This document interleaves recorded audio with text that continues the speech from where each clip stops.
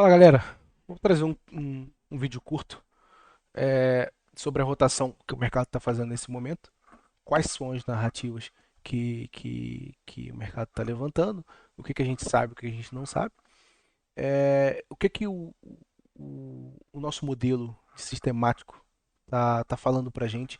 Esse print eu postei lá no grupo aberto lá do Charqueto, então não sei se muita gente entendeu, mas vou explicar para vocês.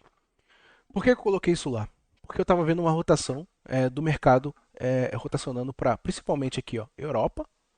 É, o euro, a gente está vendo ele se desvalorizando pela questão do QR trade, etc. Já vou entrar nesse assunto. Mas temos vantagem aqui na libra esterlina e no franco suíço. Ou seja, a gente está se valorizando frente ao dólar. E o que esse gráfico mostra para gente? Posicionamento trimestral, mensal, semanal e diário. Então você pode ver que o S&P ele ficou um pouquinho neutro, o Nasdaq também um pouquinho neutro e o Dow Jones recebendo um leve fluxo sistemático nesse momento. E com isso a gente vê a valorização do Gold também, a gente monitorou isso e de fato aconteceu. Cobre também está se valorizando, ou seja, o mercado está se redeando nessas duas commodities. A gente tem o petróleo também se valorizando muito, o player sistemático comprando muito o crude. Então, vimos isso daqui aqui. Peso mexicano, tadinho, sofrendo com as tarifas. Dólar canadense também sofrendo com as tarifas. E por que ele sofre? Quando a gente olha aqui, ó, para essa imagem, muita gente acha que o maior parceiro comercial dos Estados Unidos é a China. E não. O maior parceiro comercial hoje da balança comercial dos Estados Unidos é o Canadá e o México. A China vem em terceiro, seguido do restante do mundo. Então, esses três países são que está em foco.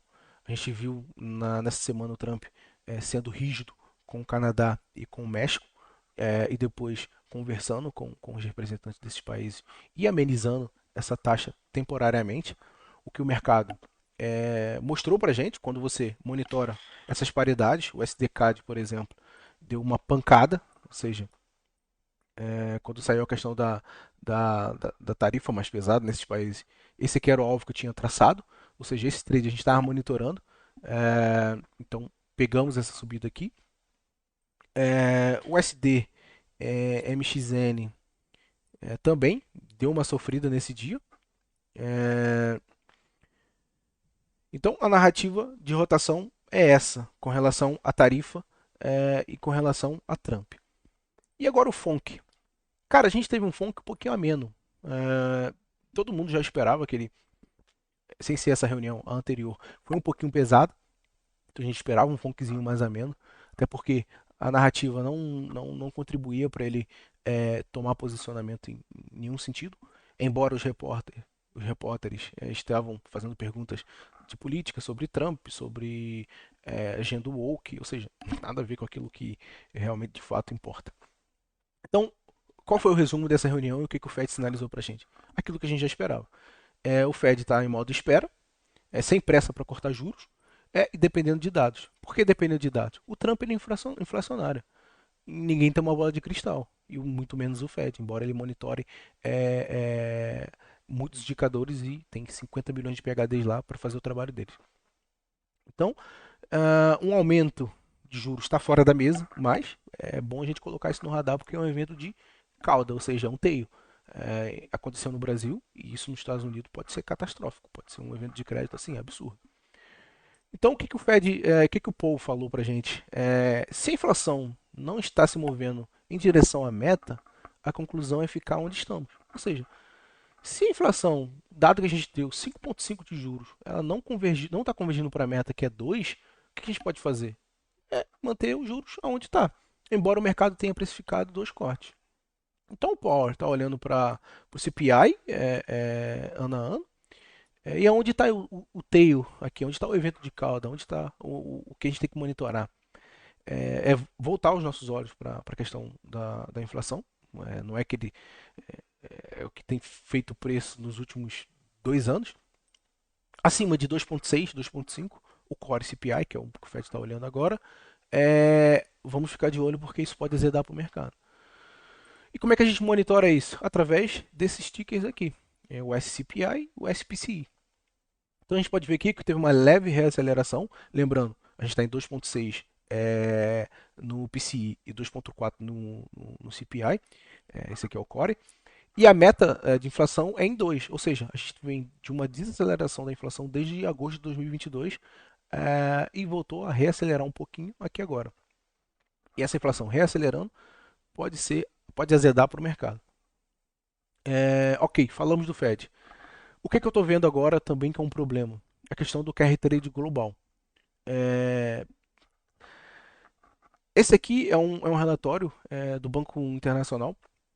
E como vocês podem ver, empréstimo para não residente, principalmente no JPI, está na casa dos 20%. Olha a aceleração que a gente teve desde 2021, 22, 23, 24. Ou seja, quando o Fed começou a aumentar os juros, olha o quanto que tomaram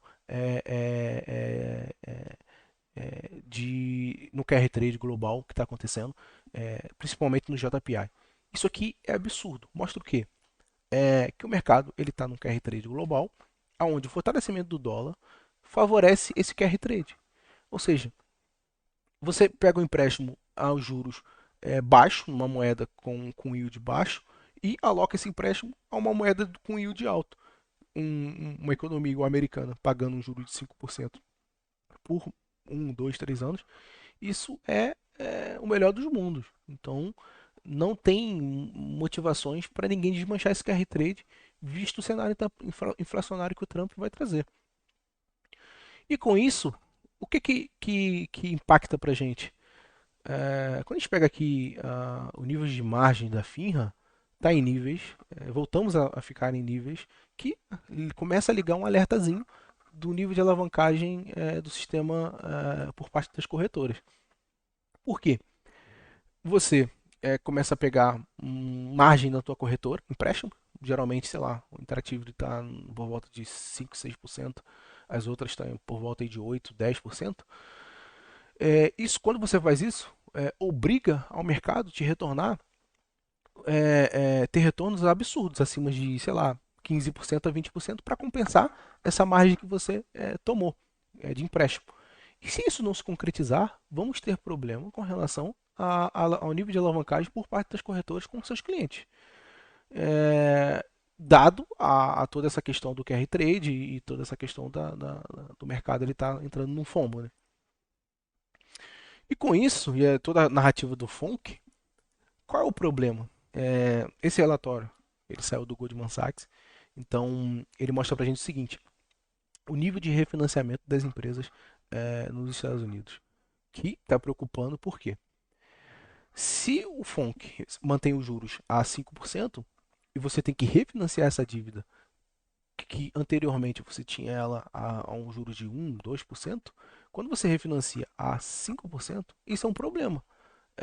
E aquelas empresas que não estão preparadas para esse refinanciamento ou não se aproveitaram da questão do juro alto para compensar essa rolagem, vão se prejudicar. E com isso a gente pode ter uma onda negativa por parte dessas rolagens de dívidas.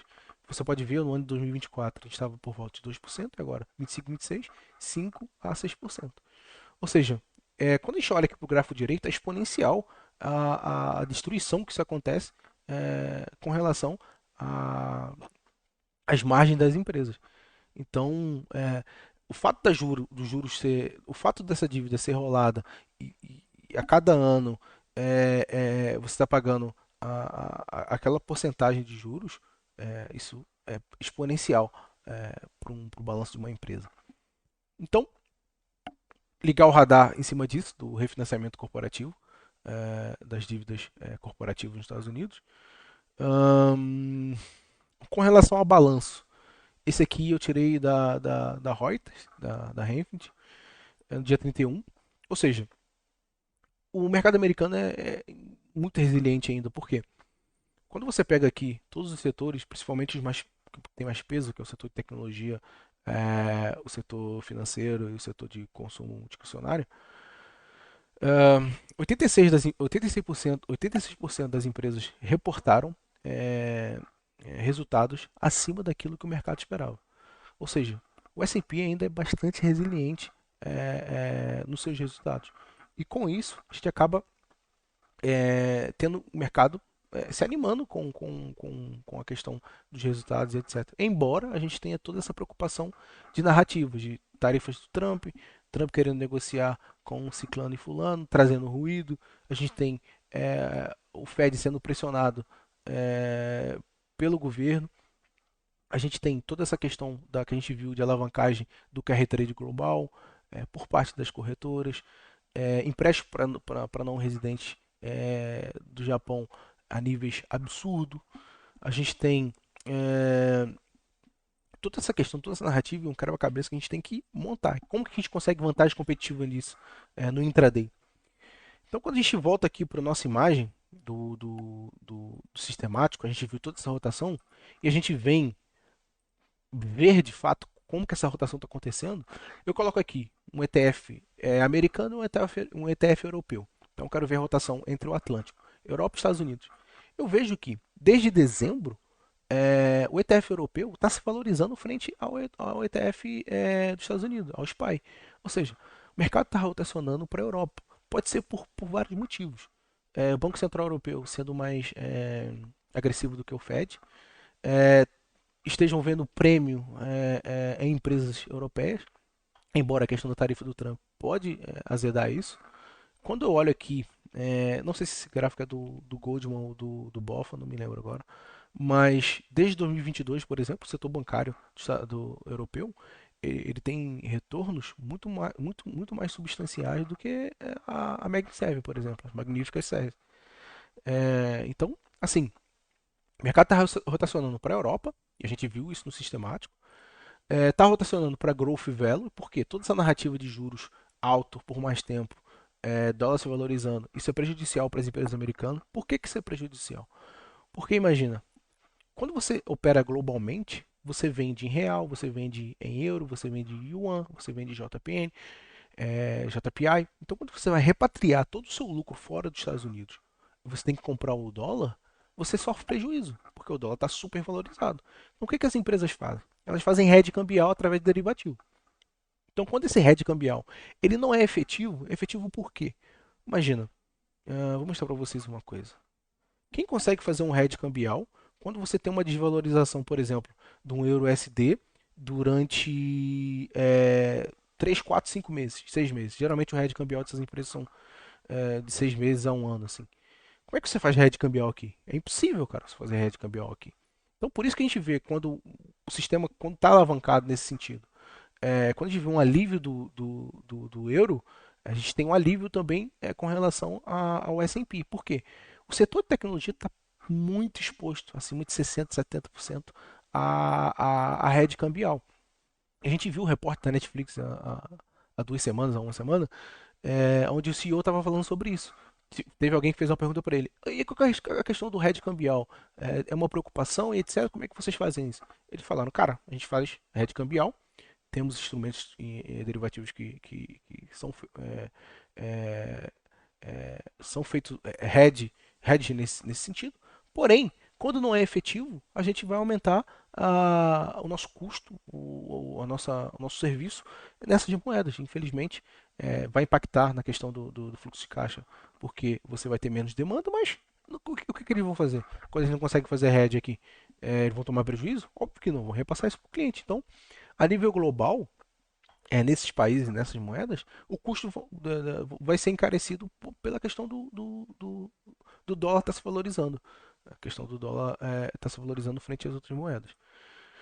Então, por isso que a gente vê essa rotação growth value, é bom ficar de olho nisso.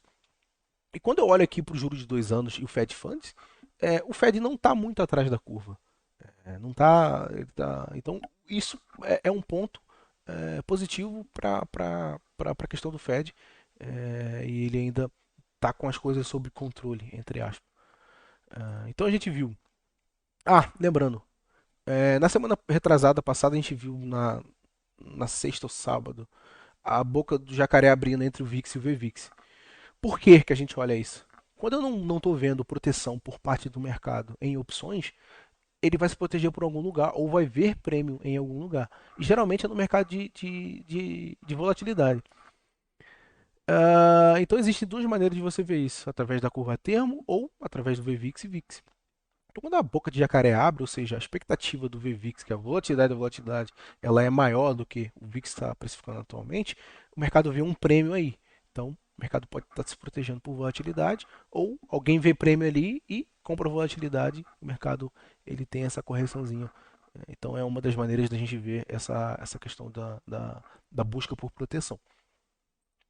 Então, o mercado está rotacionando entre growth e velo, o mercado está indo atravessando o Atlântico e buscando edge em Europa. Questão do carry trade global. Então, como é que eu opero isso no intraday? No nosso relatório semanal, eu trouxe aqui em uma das nossas páginas, no relatório do Goldman, ele falando sobre a questão das recompras corporativas. Por que a empresa faz buyback? Uma coisa é você autorizar 10 bi, outra coisa é você comprar. E geralmente essas recompras são feitas através de robôs simples, VWAP, etc. Então, o Goldman salientou essa questão da recompra, que a gente tem um fluxo absurdo de recompra. Temos compromissos de início de ano através de fundos de previdências e etc. Então, tem um fluxo técnico que acontece no início do ano, que corrobora para o mercado se animar.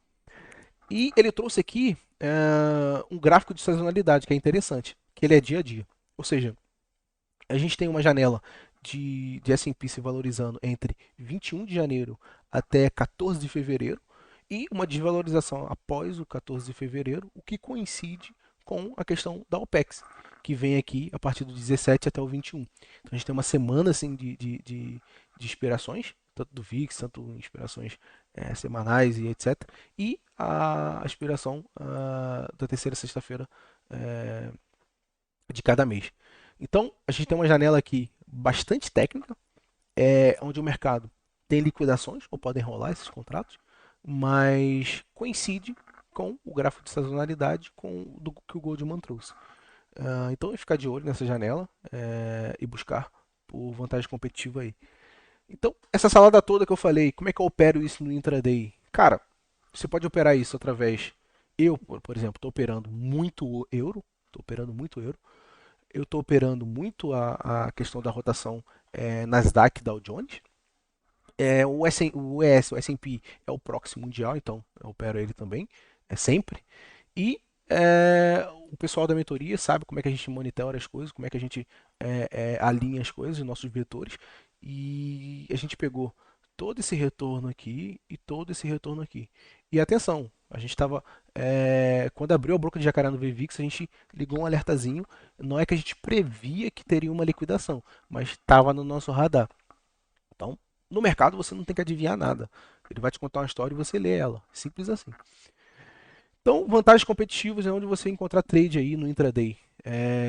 USD CAD, GBP USD, ou seja, a questão do franco suíço, da libra esterlina está se valorizando com o fluxo sistemático que a gente viu no nosso modelo. A questão de balança comercial entre México e Estados Unidos, ou seja, o SDMXN. É, essa rotação entre Estados Unidos e Europa, você pode fazer através de ETF, mas não vejo muito no intraday você operando isso. Eu fico mais na questão do euro, é, na questão dos bonds, também é muito bom operar é, os bonds europeus nesse momento, onde o Banco Central está sendo mais agressivo. Ah, os índices americanos, Nasdaq e Dow Jones, fazendo essa rotação. O S&P de praxe tem que ter, você tem que operar. E tem um ativo que eu gosto muito, que eu opero em momentos, por exemplo, no FONC eu operei ele, porque foi o que deu trade no meu system, que foi o Russell 2000. Ou seja, as Treasury americanas vieram para uma região de acumulação. Eu vi essa região de acumulação eu comprei o Fed e surfei toda a narrativa que foi desenvolvendo durante o dia. Então, maneiras de operar no intraday são essas maneiras: é monitorar, é utilizar os nossos indicadores e aprender aquilo que a gente passa aqui. Então, espero que vocês tenham gostado. Eu vou ver se eu acho aqui o trade do, do Funk que eu fiz. Pronto, aqui está o trade do Funk. Na hora que pararam de fazer perguntas idiotas para o Paul sobre agenda woke e Trump e não sei o que, ele começou a falar coisas sérias. Então o que eu vi? Eu vi a Treasury americana acumulando aqui no painel. E no nosso trade system, o único que estava dando trade em uma zona realmente muito importante, que é o Delta Flip e o Jax, foi o Russell. Então, eu entrei aqui, eu dei essa call para a galera e peguei toda essa volta aqui até a VWAP, até o Max Jax. Então, esse foi o trade que eu fiz. Não cliquei na Treasury, eu cliquei somente no Russell. Então, esse foi o trade. É, Espero que vocês tenham gostado do nosso resumo, tenham entendido, e até a próxima. Valeu!